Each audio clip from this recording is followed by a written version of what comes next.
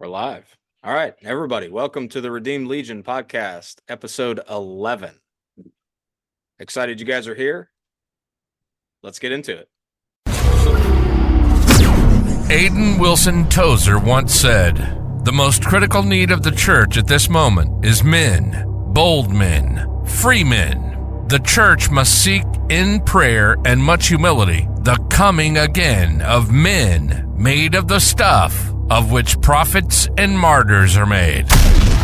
This is the Redeemed Legion podcast. On this podcast, we dive deep into the intersection of faith, masculinity, and modern-day life, exploring biblical principles and how they apply to the changes men face today. And we're not just here to talk at you. We want it to feel like a real conversation among friends. Here to encourage and equip men to live out their faith in a world that often presents conflicting ideas of manhood. Welcome to the Redeemed Legion podcast. And now your hosts, Drew, Brendan, and Pete. Welcome to the Redeemed Legion, where bold, free men come to learn, engage, and speak confidently about the truth revealed to us in God's Word. We lead boldly, we love passionately, and we thrive in the chaos of this broken world. We are super glad you guys are here with us tonight. We're excited our audience is growing.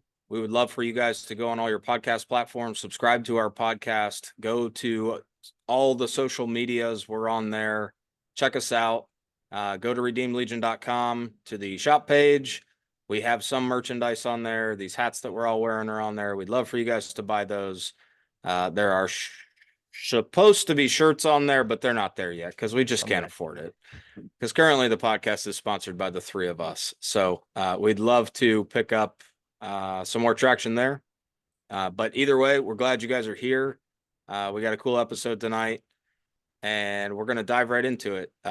We do have a live event coming up in about a little over 2 weeks from now, April 6th, here in Central Texas. It's going to be cool, laid back. There's going to be barbecue in the driveway. We're going to have a speaker. We're going to get real and talk about some stuff. So if you guys are around or you want to fly in, come on down. It's going to be good. The last few events have been awesome, and we expect big things out of this one. So we're super excited for it. With that, Drew, take it away. So we had a baseball game last night. I coach Little League baseball, so does Pete.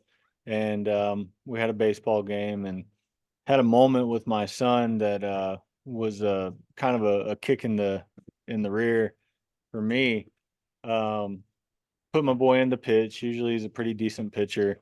I don't expect him to go pro or anything, but for a 10-year-old, he's not terrible.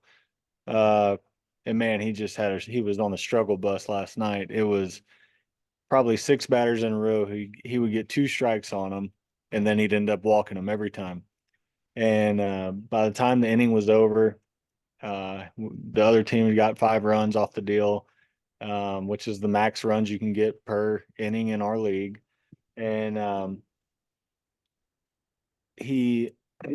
when I walked out onto the field to greet the team as they were coming back to the dugout, like I always do, he was sobbing walking off the mound, and he was mad at himself. He was upset, all the things. And he goes back in the dugout, and his team tries to cheer him up a little bit, and he didn't want to hear it. He goes and sits by himself. And I pull him off to the side, and I'm like, "Hey, man, everything's all right. Like, we have bad days, we have hard times, and everything's not always going to be perfect." And I asked him, I said, "Where does your strength come from?" And he angrily replied and said, "I don't know." And I said, "It comes from Jesus." And he said, "Yeah, I know, but just not really bought in. My encouragement was not helping the deal at all." So kind of went in to explain to him, like, everybody has bad days, everybody has hard times, and we're not always our best self. But God sent his son to die for us because we were not near good enough or ever going to be near good enough to save ourselves. And so our strength does come from Jesus. And I started to explain to him how I have days at work where I suck. I have a hard time. I have uh, being nice to people, or guarding my words, or doing things right. And man, before the conversation was over, I realized I was preaching a message that I needed to be hearing myself as a father, as an employee, as a supervisor, as a husband, all those things. So it was kind of a realization for the both of us. We had a good talk when we got home, and he was in a much better state of mind to receive what I was trying to tell him. But it's been something that I've been chewing on since then, um, as a reminder of myself, what it means to be a father, a husband, and just a man in the biblical sense, and the principles that God has set for us in His Word. Um, they're not easy to follow 24/7, even when you are a grown adult. I think a immediate takeaway from that whole thing is for all of us to remember that God will use us in ways that we never expect. Like, and our talents, something as simple as coaching youth baseball, like you're out there being used as a tool, ministering, and you don't even realize it. It's very easy to not realize, I should say. Yeah, that's very true. And it's easy to get caught up in the heat of the game, Oh or yeah. a bad call, or whatever. Try not to live vicariously through your kid. Yeah. Yeah, of course. Of course. Yeah, Drew and I are both blessed with I think pretty athletic kids, and that's a certainly a struggle to manage, of like making sure that you're pushing for his interest when it's like Yeah, there might be some selfish desire there as well. that's right. What h- how often do you get opportunities like that, you think, to have those types of conversations and actually pin it back to faith when you're talking to him about Uh, baseball? talking to, my oldest son, I think we have those conversations pretty regular. Um, but then, sometimes some weeks will go by and I'll realize, like, man, we haven't had a good talk in a while, or I haven't, really painted a clear picture for him this week of what manhood in the biblical sense looks like, or what God says a man is designed to be. And kind of got to remind myself, to get back on that wagon. Um, for our team, we pray before the game, we pray after the game, and at practices we do a devotional. And that's another one. Like, I got to make sure I'm not just going through the motions, because some days I don't feel like going to practice.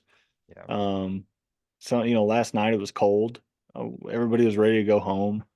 Um, so I think the big reminder for me is just going through the motions, actually committing to and meaning what you're saying, and leading by example. Brendan, your boys are a little bit older. What do you think, kind of from the end stage perspective of school sports and raising them? Like, what do you have any experiences similar to what Drew's sharing? Yeah, 100%. So yeah, I have definitely seen like you said, the end stage of that. And I think the big takeaway from that is, um, we as men we try to control chaos. And when you think about a kid playing sports, or a parent that's wrapped up in their kid playing sports, it can be pretty chaotic, Oh right? yeah. Like a lot of life is. And I think like trying to control the chaos is maybe a good step in the right direction, but I think it's off base thinking, because the chaos will always exist, whether it's sports, or it's a job, or it's marriage, or it's any number of things. Like, the list is very long of things that are chaotic in this world because the world's broken.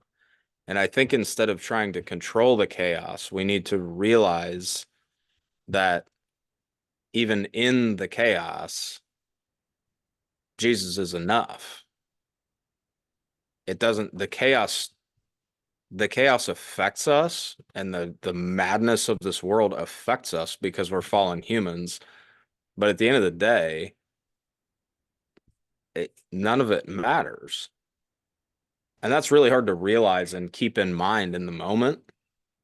But I think the more, for me, as we went on, in just using the sports example, as we got more and more competitive and it got into, you know, national competition and Yeah. collegiate athletics and things like that, it's important to remember that those things have an end, regardless of how good your kid is or how, your glory days of when you were playing sports, like Right. those things have an end. And it's important to just keep perspective on them, right? Because here in America, sports are a huge part of life, and I love them. Love sports, always have, still do. I'm going to watch your kids play sports now. Yep. Like, it's fun and it's cool, and there's nothing wrong with them. But I just think people get, like a lot of things, people get way wrapped up in them and see them as kind of that end all be all, and they're just not. And I think the more we try to think about it in the moment and realize that, just keep them in perspective and realize their place. Like there's no place in eternity for sports. There are lessons gleaned from playing sports, and that's valuable. Those things. And then you can apply that to jobs and all the other things too that we compete in and deal with throughout life. But none of those things, none of them really matter, Yeah, right? In the end, is what I'm saying. man. So baseball for one, I think it's cool. You're starting to see more. Like one of the towns near us, they have a Christian select baseball team now. Um, last season Pete had the Redeemed Legion patch on his Yeah. team shirts. We've got devotionals that we're doing with our kids. I mean, you're starting to see more of that stuff bleed into, at least in our area, and maybe this has been a thing in other areas for a while, and I'm just unaware of it. But um, and then but those things do have an end, and we remind them of the real purpose of life, and where goodness comes from, and it's Jesus. And even at work, in the fire service, when we hire a new class of recruits, man, when I started, it was like, hey, this is it for 20 to 30 years. You are hopelessly devoted to this place. It Yep. comes before your family and everything else.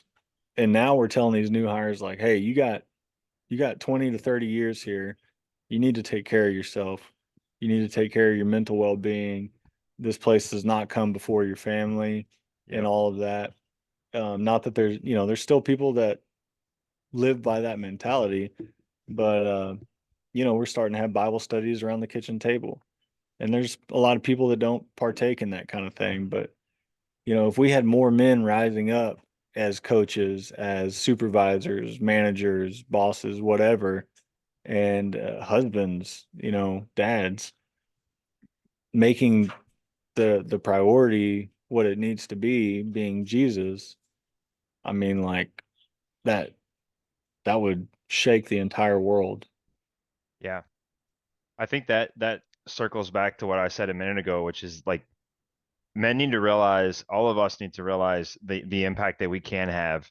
And in places that I'm teaching young boys how to throw a baseball and catch a baseball, and I could see it as that, and I'm teaching them to play a game, and that's it. But I tell my coaches that I coach with all the time, like, that's not what we're doing. We are here to raise young men. We're going to teach them a game, but we're here to raise young men. And as godly men and as Christians, we should also be pushing, not just when we're talking about biblical manhood tonight. Like we're pushing to raise young men who are going to become God-fearing men, and just realizing that we can minister in a lot of ways just through our actions. I'm trying to remember a verse that I read earlier, and if it comes to me, I will share it. But I think it was in the tail end of Romans, and it was talking specifically about basically like whatever you're good at, like do that, and you're doing it with God and like for God, and you're serving God by doing that thing. I want to pause for 1 second and just point out that there have been 226 people in this live already. A lot have come and gone, but a whole boatload of people and a couple new followers. So just wanted you guys to know that, because I know you guys don't have the stats in front of you. And if possible, your lighting has gone real sour. I don't know if you can fix it. I think if you guys lean back, it's better. That's gonna get weird. That's all good. Unless Joe leans way back. Never mind. Come back. Come back. All right, that's what I thought. Yeah, so we obviously need sponsors because We can't afford lights. we need better technical things happening in our world. So Yeah. but man, I don't know, I think as young dudes, um I think Just as let young it. We're dudes, just gonna let it ride. man, these kids have questions, and you don't know what they're hearing at home. And sometimes even what they're hearing at home, they're still gonna be surrounded by the world wherever they go. And they're gonna have, That's right. they're gonna want to verify things for themselves too. Right. Like that's the big thing. Like, oh man, I could not my daughter is our middle child, and she chose first that she wanted to be baptized. And we had a long conversation. You understand what that means, um, and all of that. And she did. Well, I have a son that's older than her, and I'm like, why is he not grasping this yet? Yeah. Have I not done my job teaching him? Um, but at the same time, I realized like, man, you can't force feed. You can put the information out there. You can live by example, and yourself be filled with the Holy Spirit by accepting Christ and having that relationship, letting your children see that. Um, and then one day on his own, my oldest son was like, hey, I want to accept Jesus. I want to get baptized, all of that. Um, we've got one other kid, and who knows when he'll do it. Yep. But a lot of these kids, we don't know what their home lives are like. And maybe they're good home lives, but they're just not, their parents aren't believers, or they're not actively pursuing Christ. That's one of the big reasons that we haven't gone select baseball, is because we want to make sure that we're at church on Sunday and all the things. And um, but why can't we have church at the baseball field? Why can't enough people maybe show up early and be dedicated to hear a message or something like that? And man, that would really show some kids, I think, maybe that the importance, the priorities. Drew, what experience have you had? You mentioned earlier that with your team, you are praying before the games and sharing some sort of a devotional. Like, what's been the feedback that you've received, like good or bad? I imagine that most guys that hear that call themselves Christians are probably like, oh, Yeah, yeah, I could do that, but right. Actually started during football season. I helped coach, and I was like bottom of the totem pole as far as the coaches go. I like football, but I don't know it enough to coach it. So I was just there basically. But I was glad to be there, and I was honored to be asked to pray with the kids before a game. So before each game, I'd give a message, and just a short little thing, yeah, and man, a lot of times I felt like these kids probably like, but slowly I had kids coming up to me on the sidelines, and they're like, hey, can you tell me more about David and Goliath? Or what happened with David after Goliath? And what did Goliath look like? And, all that kind of stuff. And other stories that I told them. Um, so when baseball rolled back around, we've always like prayed with the team after, but it was like me say a quick prayer and everybody got out. But this year I made a very intentional step and sent a message to all the parents and basically said, hey, look, the priority on this team is going to be Jesus, not your kid, not their playing time. Bad attitudes won't play. And if you have any issues with your kid learning about Jesus, being prayed with regularly or being asked to pray, this probably is not the team for you. And we didn't have anybody back out, and kids have started um, stepping up as the seasons come along to pray. Nice. And some of them, you can tell they don't have a lot of experience praying, but man, they're putting their heart out there. And it's pretty neat, man. Haven't had any parents really give a whole lot of feedback, but that's fine. Hopefully they're taking this stuff home. After we do a devotional, man, we use GroupMe, but I put the devotional, a picture of it on GroupMe, and I'm like, hey, here's what we went over with your kid tonight. Go, maybe y'all can dig into this together a little more. Hadn't got a lot of feedback on that either, honestly, but he's using it.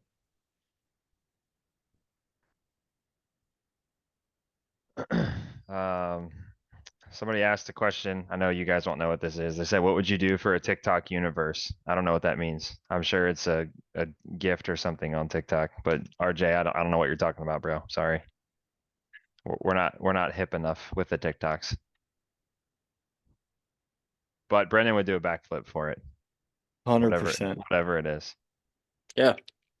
I mean, I'm down. I'm definitely going to Google it when we get off. I'm afraid to. You might not. Maybe we won't do backflips for it. I don't know. Yeah, I have another story as far as biblical fatherhood goes that I think we can dive into for a couple minutes. Our podcast tonight's going to be pretty short. We got about 10 minutes left, but Drew, you said earlier that the kids start asking questions and things, and you don't know what their household's like. And I live in and run a God-fearing household. We go to church 2 nights a week.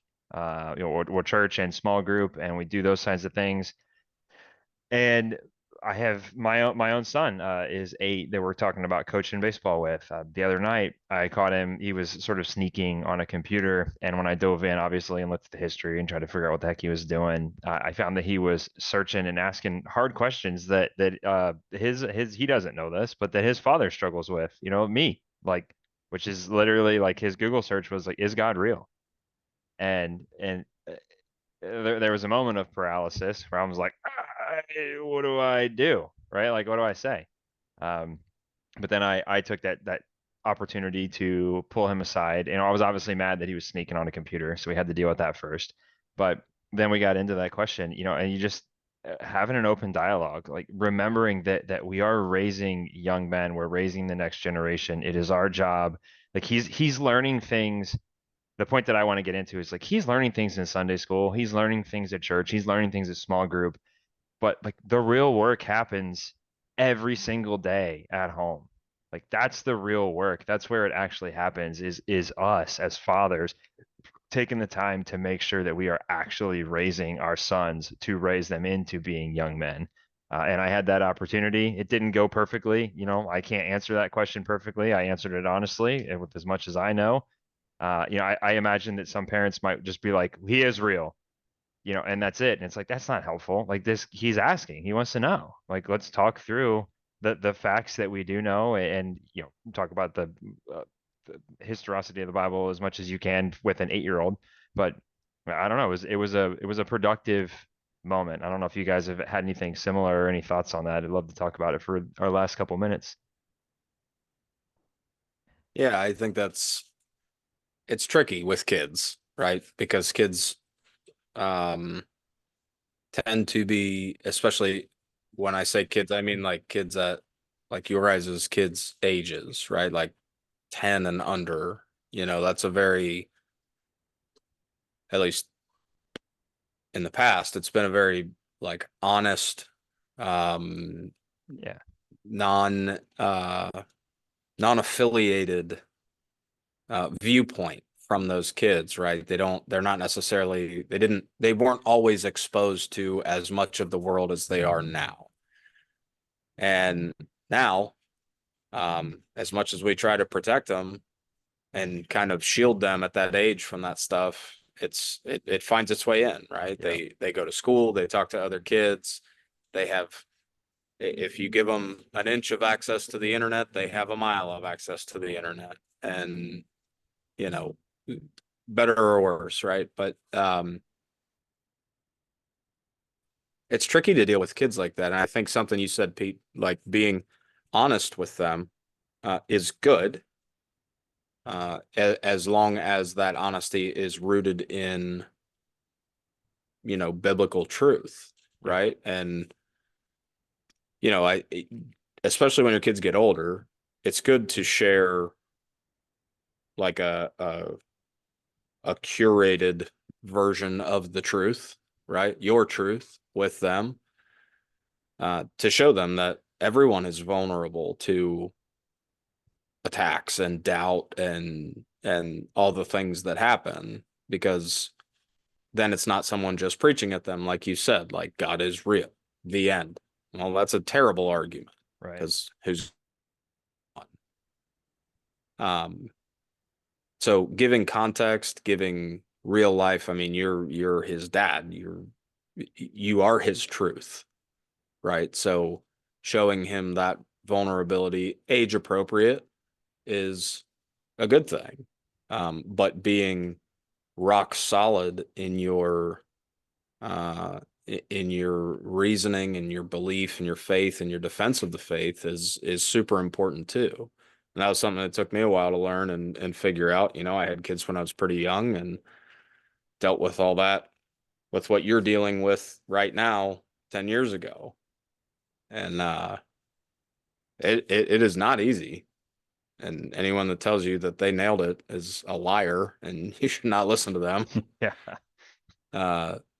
But, just staying rooted, staying firm in the foundation of biblical truth is the most important thing. As long as you do that and you teach them the life lessons they need to know about, that come from biblical truth, but those life lessons of hard work and integrity and honesty, those things kind of start to come more naturally if they have that firm foundation. Yep. Well put. Yeah, agreed. It is, I did a quick Google search and RJ is probably not on here anymore, but we should have known what RJ was talking about, because TikTok Universe is a $500 donation to your live. We would So, love that, RJ. Rats. RJ, Come back, sir. if we talk louder, can he hear us? Do the backflip.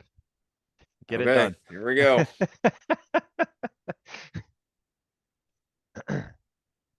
Yeah, Good chat. agreed. We're gonna try to be popping on and doing quick short lives like this and quick short podcast episodes more often. We've certainly struggled the last couple weeks and month or two, really, to just be real consistent with our content. So bear with us. Anybody that's new following the Redeemed Legion, this is the Redeemed Legion, where we teach men how to act like men with a biblical foundation. We do lots of cool stuff on here. We do a lot of gun things on our TikTok page, because it's the thing that gets people interested. And yes, like, our goal is to get you in the door, showing you cool guy stuff and guns and things like that. And then we want to talk to you about Jesus. We are here to shamelessly speak the truth and put the word out there and try to make a difference in the world in whatever way that God will lead us out here to do it. I don't know if you guys have anything to add to that. I think it's good, man. Yeah, it's good. Come to the live event on April 6th. It's going to be good. Yeah. Yep. Central Texas live event. We will see y'all there. If you want to find out more, you can get on our website, is redeemedlegion.com. And there's a contact page on there. It is an easy way to get on our mailing list and get a hold of us. And one other thing that we've been talking about doing, we've done a couple times already, that we want to do again, is like an online Bible study with anybody that follows us. So if that's something you're interested in, same thing, get onto the contact page, drop your information on there, and we will be able to get you on with us, and you'll have the ability to talk to us as we work through that thing together. Yeah, I think that's it. It's all good. Thanks for tuning in, everybody. We'll see you next time. Adios, friends. You've been listening to the Redeemed Legion podcast. It's all about faith, masculinity, and modern day life. Our passion is to encourage and equip men to live out their faith in a world that often presents conflicting ideals of manhood. Welcome to the Brotherhood. We hope you've enjoyed the show. We know we had a blast. If you did enjoy it, make sure to like, rate, and review. And we'll be back soon. But in the meantime, you can email Drew at redeemedlegion.com, Pete at redeemedlegion.com, and Brendan at redeemedlegion.com. The website at redeemedlegion.com. And find us on TikTok and YouTube at, you guessed it, Redeemed Legion. Take care, be safe, and see you next time.